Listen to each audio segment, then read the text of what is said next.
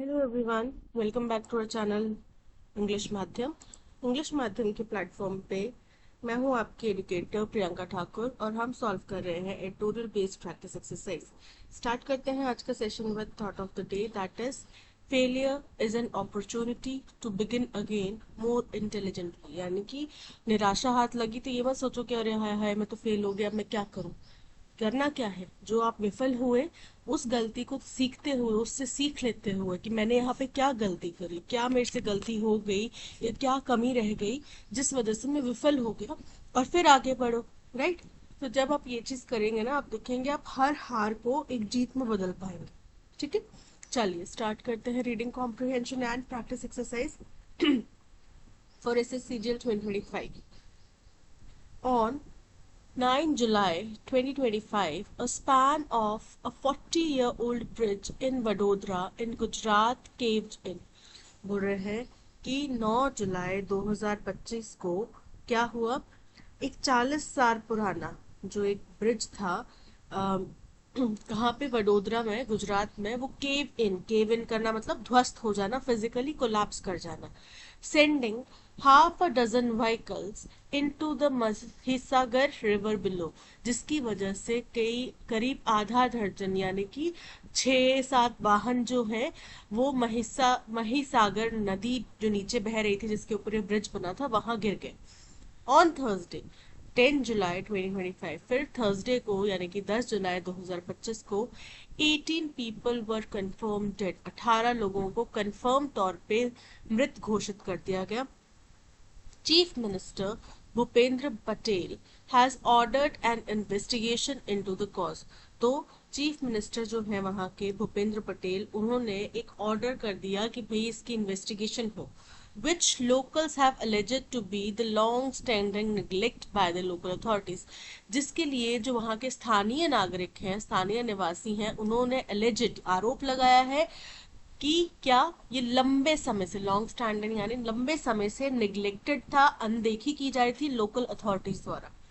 On June 15 2025, 15 जून 2025 को an iron pedestrian bridge over the Indrayani river in Pune district collapsed. एक iron pedestrian, pedestrian क्या होता है, पैदल यात्रियों के लिए जो बनाया गया आयरन ब्रिज होता है, इंद्रायणी नदी के ऊपर बनाया गया था पुणे डिस्ट्रिक्ट में, ये भी कोलैप्स हो गया, धराशायी हो गया, गिर गया ड्यू टू ओवरलोडिंग। ओवरलोडिंग की वजह से लीविंग 4 डेड, जिसमें 4 लोगों की मौत हो गई।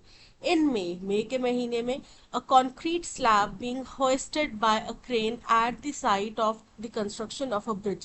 कंक्रीट के बड़े बड़े सिलिंग नहीं होते, बड़े बड़े टुकड़े होते हैं कंक्रीट के, जिसको की होस्टेड बाय एक क्रेन की मदद से उठाया गया हुआ था।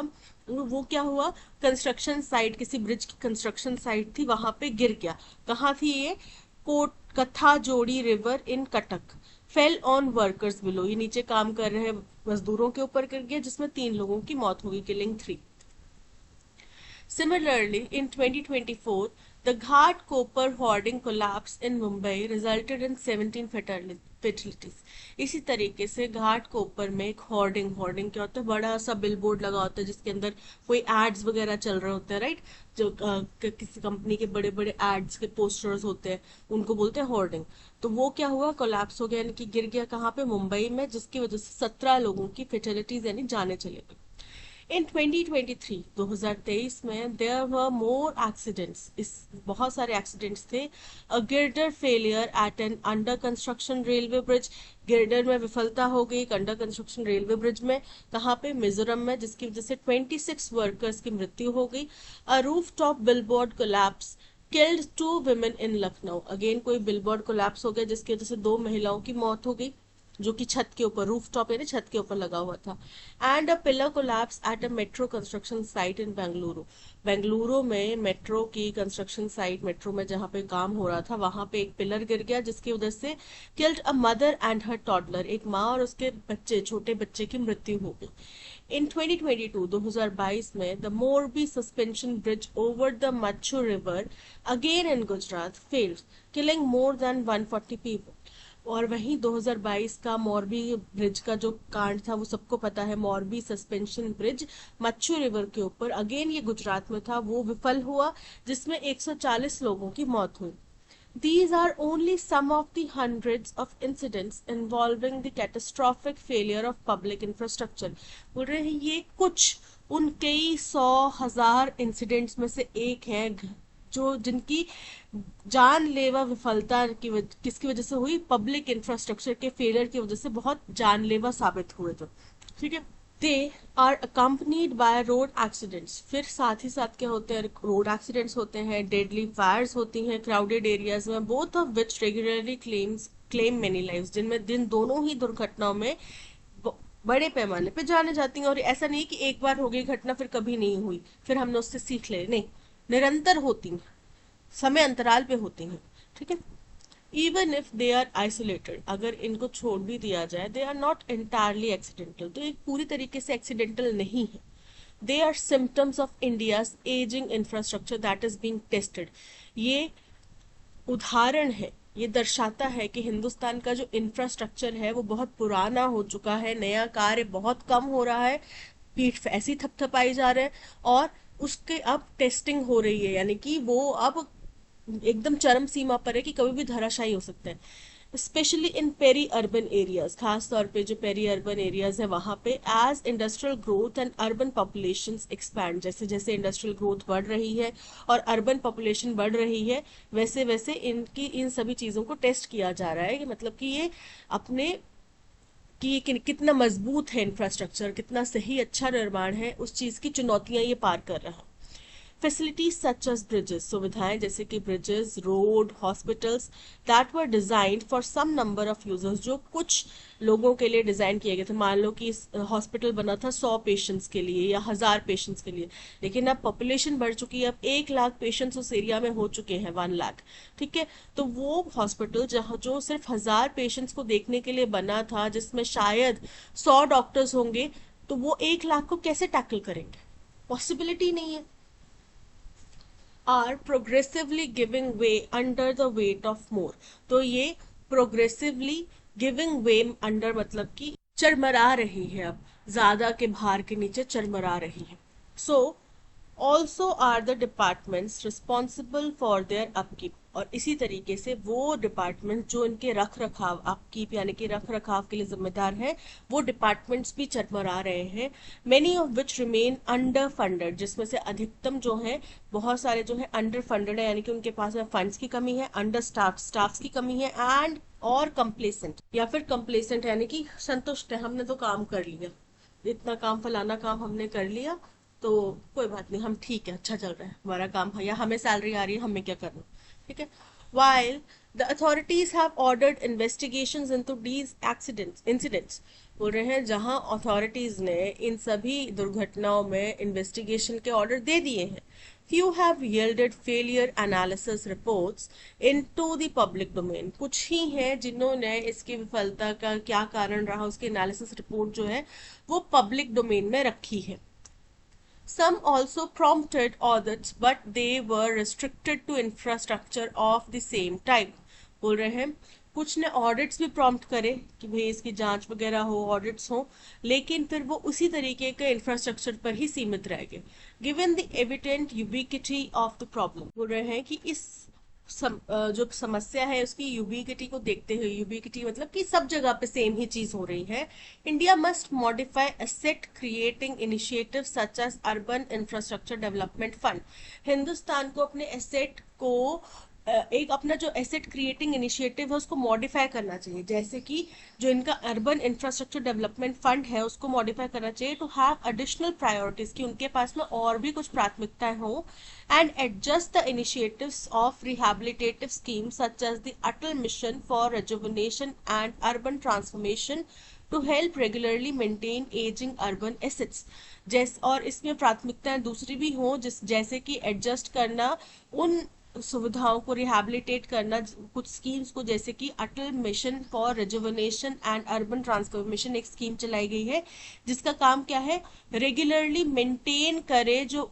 एजिंग अर्बन एसेट्स है, यानी कि जो इंफ्रास्ट्रक्चर काफी पुराना हो गया है उसको दोबारा से दुरुस्त किया जाए, उसकी मरम्मत हो समय समय पर, इन ऑल सेंटर्स, सभी केंद्रों में, with greater frequency in those peopled by 10 lakh और more। और जहां पे 10 लाख या उससे ज्यादा लोग रहते हैं वहां पे इसकी फ्रीक्वेंसी ज्यादा होनी चाहिए।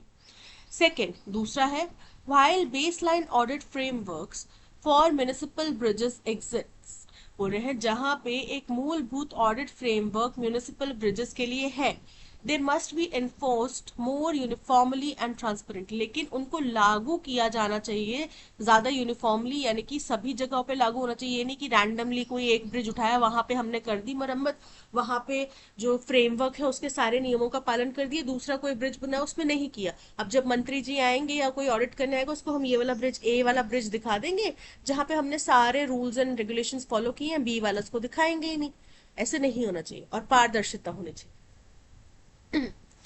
Finally, until then, अंततः तब तक, accidents must trigger a probe by a statutory body plus a mandatory audit of all major infrastructures। तब तक के लिए, जब तक ऐसा कुछ हम स्थापित नहीं कर लेते तब तक के लिए इस तरीके के हादसों से जांच जरूर होनी चाहिए किसी स्टैचुरी बॉडी द्वारा, किसी स्वतंत्र बॉडी द्वारा, जो किसी सरकार के जवाबदेही के अंदर नहीं आती, क्योंकि सरकारें फिर अपने आप को तो बचाएंगी ही बचाएंगी, ठीक है।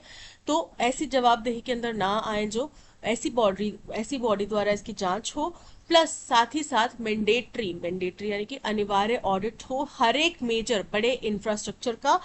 And states must endeavor to publish the findings at the earliest, और स्टेट्स यानी कि सरकारें जो हैं उनको ये सुनिश्चित करना चाहिए, उनको भी प्रयास करना चाहिए कि जो भी यहाँ से नतीजे निकल कर आए इन ऑडिट से, इन जांच से, उनको पब्लिश करें जल्द से जल्द, या फिर पब्लिश अगर ना भी करें तो उनके ऊपर कार्य करें जल्द से जल्द। ये नहीं कि आपको एक ऑडिट के बाद में बोला गया कि इस फलाने ब्रिज में, एक्स ब्रिज में रिपेयर की जरूरत है इमीडिएट, ठीक है, या फिर अगले 5 महीनों में इसमें मरम्मत की जरूरत है, रिपेयर की जरूरत है, ठीक है। तो आप टाइम ले रहे हैं 10-12 महीने, आपने अप्रूवल ही नहीं दिया इस चीज को, 5 महीने बाद पुल ढह गया। जैसे कि ये वाला जो ब्रिज का हादसा हुआ, इसमें भी कुछ ही दिन पहले किसी इंडिपेंडेंट जर्नलिस्ट बोल सकते हैं या फिर वो सोशल वर्कर काइंड ऑफ व्यक्ति हैं, उन्होंने पहले ही बताया था, वो उस ब्रिज पे जाके रिपोर्टिंग कर कर आए थे कि ये ब्रिज कभी भी चरमरा सकता है, पूरा ये हिल रहा है, ब्रिज वाइब्रेट कर रहा है, अगर कोई व्हीकल इसमें से जा रहा है, वहां पे इंडस्ट्रियल एरिया है तो हैवी व्हीकल्स जा रहे हैं उसके ऊपर से, तो वो हिल सकता है, कभी भी जा सकता है। और वही चीज हुई कुछ दिन बाद में, ज्यादा दिनों का फर्क नहीं है, शायद 4 या 5 दिन का गैप है उनकी रिपोर्टिंग और इस ब्रिज एक्सीडेंट के बीच में, तो 4 या 5 दिन बाद उन्होंने बता दिया वो एक्सीडेंट हो गया। तो ये दुखद बात है, अगर 4-5 दिन पहले भी सरकार उन रिपोर्टर की बात सुनती, समझती, ऐसे जो वॉलंटरी लोग रिपोर्टिंग कर रहे हैं उनकी बात सुने। देखो ये बात जाहिर है कि सरकार या मोदी जी हर जगह जाके नहीं बैठ सकते कि भाई ये क्या हो रहा है, या कोई भी सरकारें हैं, कोई भी स्टेट गवर्नमेंट्स है, वो हर जगह जाके नहीं बैठ सकते कि अच्छा यहाँ पे ये हो रहा है, क्योंकि जो हमारा ये ब्यूरोक्रेसी है वो इसी तरीके से काम करती आई है, अब जिसको आदत पड़ी हुई है वो वैसे ही काम करेंगे, ठीक है। तो ब्यूरोक्रेसी में एक बार सेट हो गए तो सेट हो गए वो लोग, वो नहीं फिर काम करना चाहते, बहुत कम होते हैं ऐसे लोग जो काम करना चाहते हैं। एंड आई होप आप में से कोई भी ऐसा नहीं बनेगा, आप में से हर कोई व्यक्ति जो भी हमारे स्टूडेंट्स है वो अच्छे से काम करना चाहेंगे। बट अगर ऐसी रिपोर्ट्स को भी हम नजर में रखें तो क्या कर सकती थी सरकार, उस ब्रिज को बंद कर सकती थी ना, कि चलो रिपेयर तो हम बाद में शुरू करेंगे तब करेंगे, लेकिन अभी के लिए इसको बंद कर देते हैं, यहाँ से आवाजाही बंद कर देते हैं, दूसरा कोई और ब्रिज वहां पे या कुछ और समाधान निकालते हैं लोगों के लिए, तब तक के लिए इसको बंद कर देते तो आज ये जाने नहीं जाते, राइट। चलिए अब चलते हैं क्वेश्चन नंबर 1 की तरफ। What is the tone of the passage, passage का टोन कैसा है।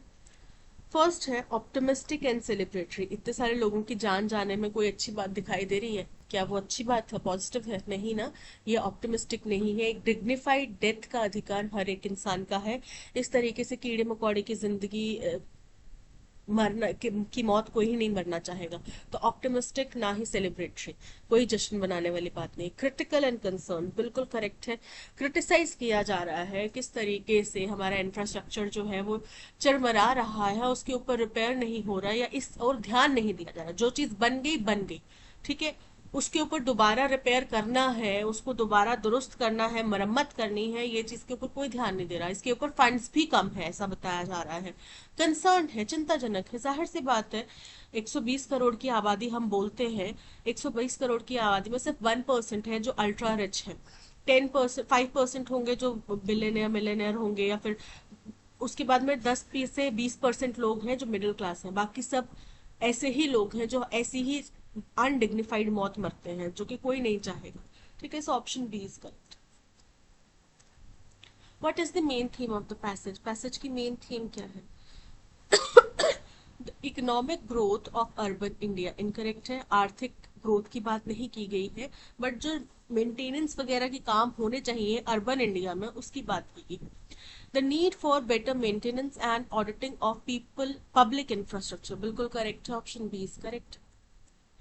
What is identified as a primary cause behind the repeated infrastructure failures across Indian cities as per the passage? बोल रहे हैं पैसेज के अनुसार क्या कारण था कि बार बार हिंदुस्तान का जो इंफ्रास्ट्रक्चर है हिंदुस्तान के अलग अलग शहरों में वो इस तरीके से फेल हो रहा है, विफल हो रहा है, चरमरा रहा है। इंफ्रास्ट्रक्चर पुराना हो चुका है, उसको रख रखाव की जरूरत होती है। कोई भी चीज बनती है उसको रख रखाव की जरूरत होती है। तो उस रखरखाव के लिए आपको फंड्स चाहिए। उस रखरखाव के लिए आपके दिमाग में ये चीज होनी चाहिए कि हमने ये चीज बना तो दी, बट इसको मेंटेन भी करना पड़ेगा। आप अपना मकान भी बनाते हैं तो हर 5-10 साल में उसको कुछ ना कुछ मरम्मत करवाते हैं, राइट? तो इतने बड़े बड़े ब्रिजेस हैं जिसके ऊपर से हजारों लाखों लोग ट्रैवल कर रहे हैं, तो उनको तो मरम्मत की जरूरत है ही है। Natural disasters due to climate change incorrect है। Aging infrastructure combined with poor maintenance बिल्कुल correct है। Lack of technological advancement in construction, तो construction में टेक्नोलॉजी का एडवांसमेंट हुआ नहीं हुआ उसके बारे में यहाँ पे चर्चा हुई नहीं। यहाँ पे तो हिंदुस्तान का इंफ्रास्ट्रक्चर पुराना हो गया है, उसको मरम्मत की जरूरत है, नहीं तो इस तरीके के हादसे होते रहेंगे, ये कहा गया। सो इनकरेक्ट है। Corruption in local political bodies, तो ये अनसेड एक ट्रुथ है, अनसेड ट्रुथ है कि लोकल बॉडीज हो, चाहे हमारी अफसरशाही हो, चाहे हमारा जो सरकारी तंत्र है वो हो, सब जगह करप्शन है। यहाँ पैसेज में इसको मेंशन नहीं किया गया, बट वी ऑल नो है। कोई भी इस बात को डिनाई नहीं कर सकता। कोई व्यक्ति आ जाए कि मैं ईमानदार हूं, आप होंगे ईमानदार, लेकिन आपका जो करप्शन, जो नीचे तंत्र चल रहा है वो करप्ट है। ठीक है, so B is correct. Why does the editorial recommend changes to schemes like the Urban Infrastructure Development Fund and अमृत? बोल रहे हैं कि एडिटोरियल में क्या चेंजेस रिकमेंड किए गए हैं urban infrastructure development for fund और अमृत के लिए। तो यहाँ पे बोला गया है first, to expand funding for smart city digital products. यार जो स्मार्ट सिटी नहीं है, जो नॉर्मल सिटीज हैं, वहां पे तो पहले इंफ्रास्ट्रक्चर सही कर लो, डिजिटल सिटीज बाद में बना लेना। ठीक है, जो लोगों की जान जा रही है वो बच जाएगी। डिजिटल सिटी तो अगर 4 साल 10 साल बाद भी मिलेगी तो भी हमें कोई एतराज नहीं है, लेकिन जो हमारे प्रियजन या हमारे जो लोग आसपास के मर रहे हैं वो तो बच जाएंगे। सो इनकरेक्ट है। To promote privatisation of infrastructure management, तो प्राइवेटाइज ही होता है सारा इंफ्रास्ट्रक्चर, मैनेजमेंट शायद प्राइवेट नहीं होता, बट ये प्राइवेटाइज ही होता है। बनाने का, कंस्ट्रक्शन के ठेके दिए जाते हैं, राइट? तो वो प्राइवेटाइज ही होता है। लेकिन इसको प्रमोट करने की तो यहाँ पे बात नहीं की गई ना कि इसका रख रखाव भी आप प्राइवेटाइज कर दो। To focus more on regular maintenance and rehabilitation of ageing assets, बिल्कुल करेक्ट है, इसके ऊपर ध्यान देना चाहिए।